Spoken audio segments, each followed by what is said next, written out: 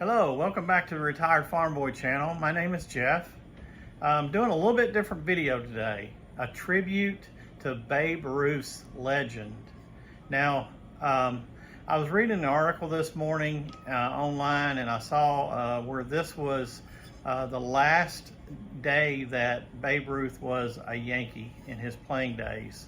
That was September 24th, 1934. And I just remember as a kid, I was like a lot of kids during that time, baseball cards was the craze. And, I collected cards. They were like 10 cards, maybe even more than 10 in a dime pack back then. It had a little thin piece of bubble gum. I'm sure a lot of you can probably relate to that. And, I'd buy as many of those as I could. My friends and I would get together and we'd trade cards. We'd also take some of those cards and put them in our bicycles' spokes so that they can make noise on a bicycle. No telling how many thousands of dollars I probably, lost by not keeping those cards in the best of shape. And I played with them a lot, just like you did back in that time. And, some of my cards are pretty worn where I played with them. Another story on that, and I'll get back to my topic, is my dad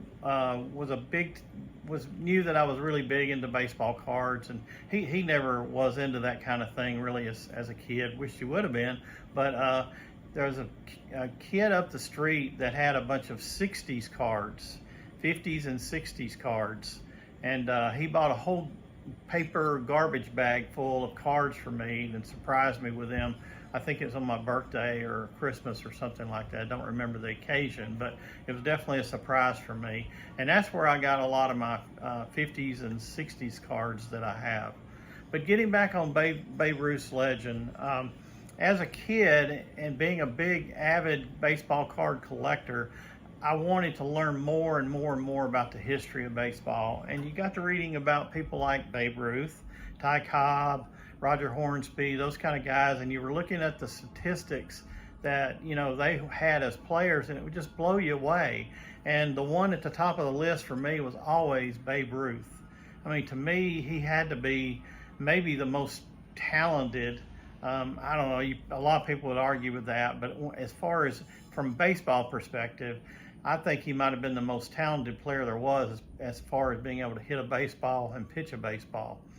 What's amazing to me is, as most of you know, Babe Ruth started out as a pitcher for the Boston Red Sox. He played 6 seasons for the Boston Red Sox, and he was a pitcher primarily all those seasons. He won 94 games as a pitcher. You can only imagine, how he would have been if he'd been batting from the very beginning. He ended up with 714 home runs, as probably anybody that follows baseball has that one ingrained in their eyes, in their head, as to what that record was. And of course, it got broke by Hank Aaron, who was my favorite player in that current time frame, and then later on by Barry Bonds. So he's still, I think, third in the all-time home run, but you think about those 6 seasons that he could have been batting, and he was actually pitching more dominantly than he was batting. I think he could have easily approached 800 home runs if he would have started out as a batter from the very beginning. That's amazing to me to think about. I've got some things wrote down here.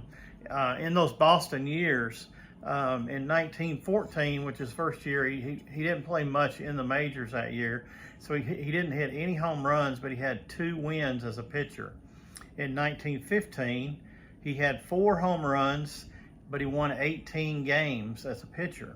1916, he only hit 3 home runs, but he won 23 games.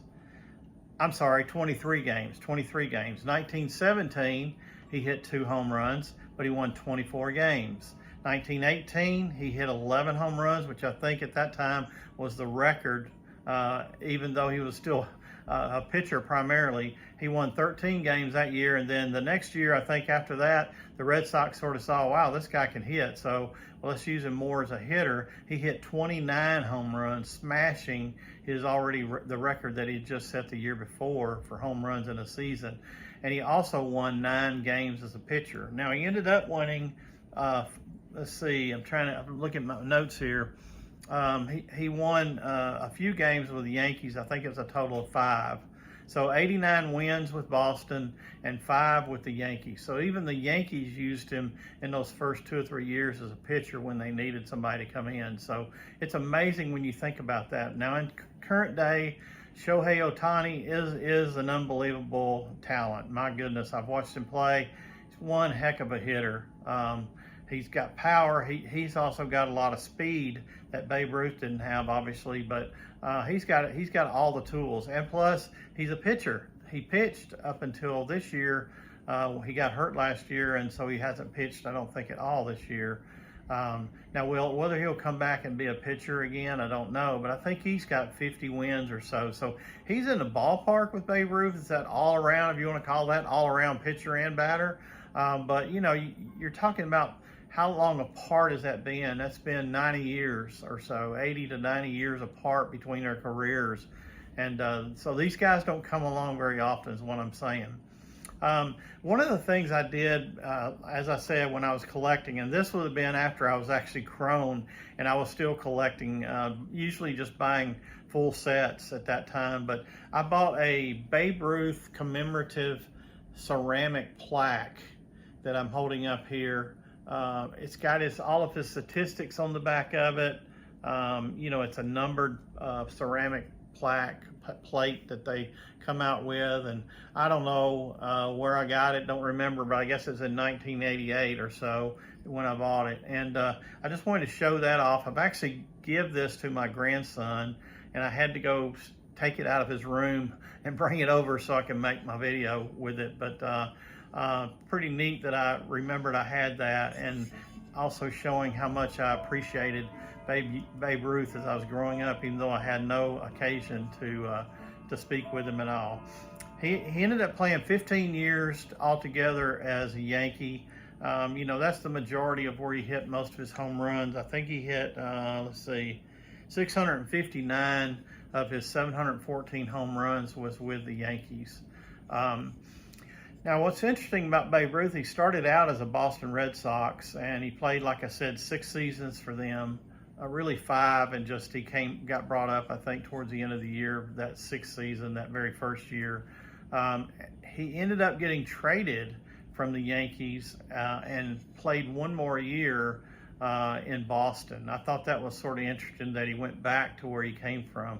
And, of course, everybody remembers the famous curse of the Bambino that was supposedly put on the Boston Red Sox for trading him to the Yankees back in the day. And they went, I don't know, up until, what, 2004, I think it was, before they finally won a World Series. So just wanted to share this morning. It's one of those things that, you know, just a childhood memory really for me, bringing back this. But it was interesting reading that article. You know, he was also a great hitter. He had 2,800 and something base hits in major leagues. He had a 342 lifetime batting average. Think about anybody that's got that today.